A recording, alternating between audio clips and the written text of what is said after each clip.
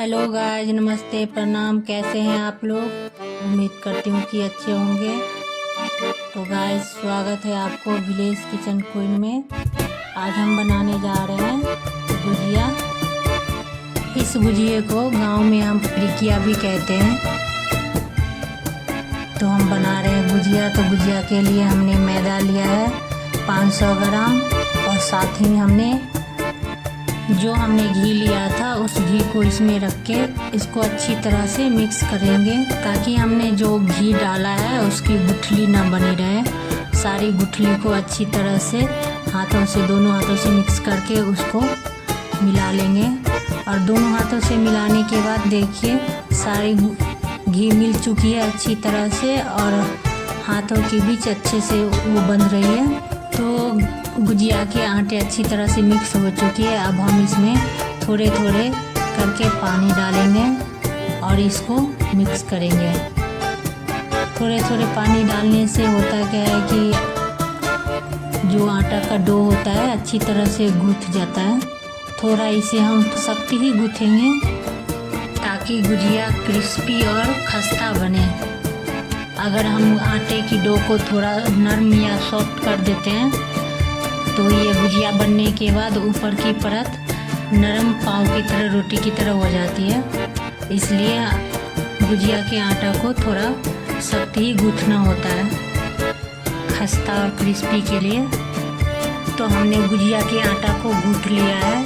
अब इसे हम ढक के 5-10 मिनट के लिए छोड़ेंगे ताकि ये आटा पूरी तरह से घुल जाए। जब तक आटा घुल रही है तब तक हम बना लेते हैं चीनी की चाशनी।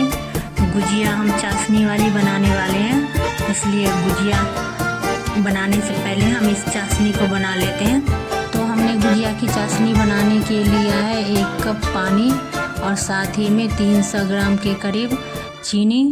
अब हम इस चीनी को अच्छी तरह से मिलाते हुए घोल बनाएंगे।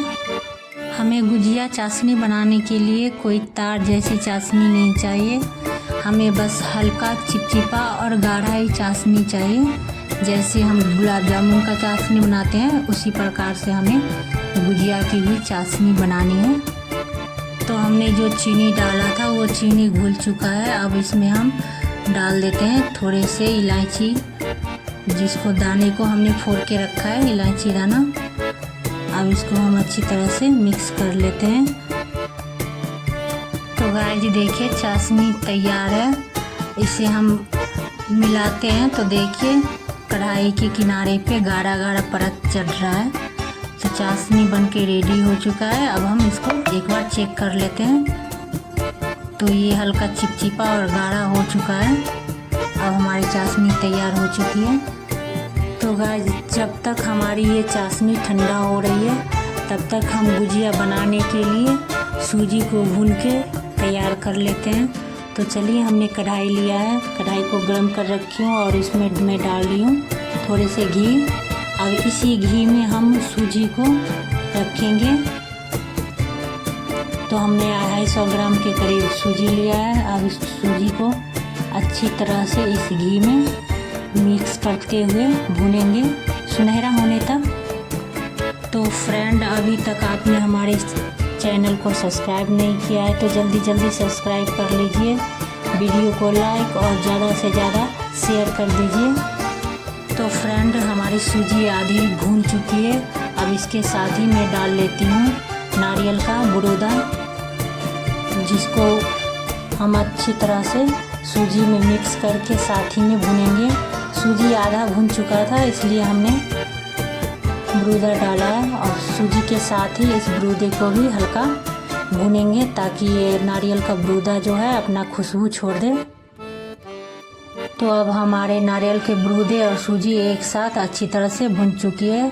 अब हम इसमें ठंडा करके डाल लेती हूँ चीनी, बादाम, साथ ही काजू और साथ ही थोड़े से किशमिश, और इसके साथ मैं डाल रही हूँ पिस्ता, जो हमने काफ़ी बारीक करके काट रखा था।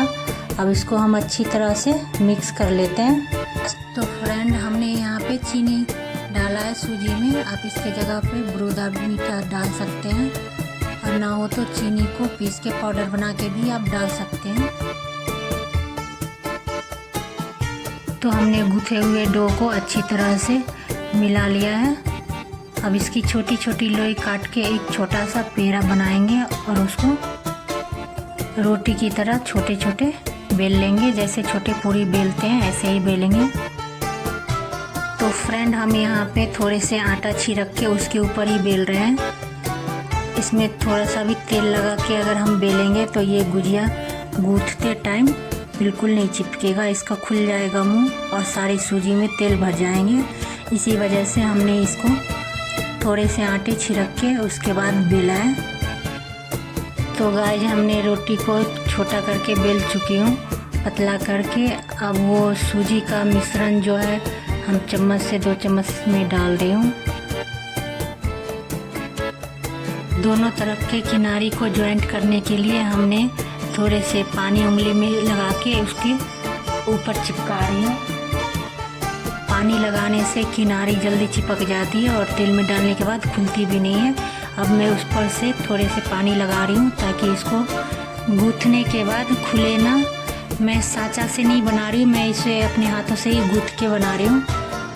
तो इसमें थोड़ा सा ऊपर से पानी लगा के बना रही हूँ ताकि गूँथते वक्त ये अच्छी तरह से चिपकता रहे। तो देखिए हमने एक गुजिया बना लिया है गूँथ के। गूँथने के बाद ये कितना अच्छा लग रहा है।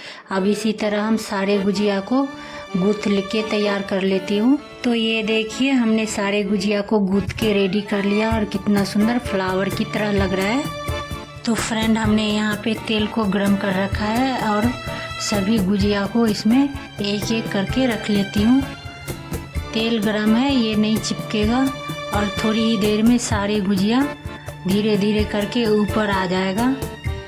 तो मैं इसी तरह सारी गुजिया को धीरे धीरे तेल में डाल देती हूँ और इसको धीमी आंच पे ही पकाऊंगी।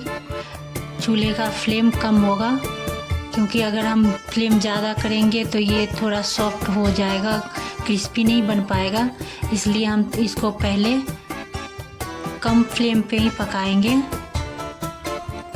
फ्रेंड अगर हम ज़्यादा फ्लेम पे गुजिया को पकाएंगे तो गुजिया तो जल्दी पक जाएगा लेकिन ये सॉफ्ट हो जाएगा।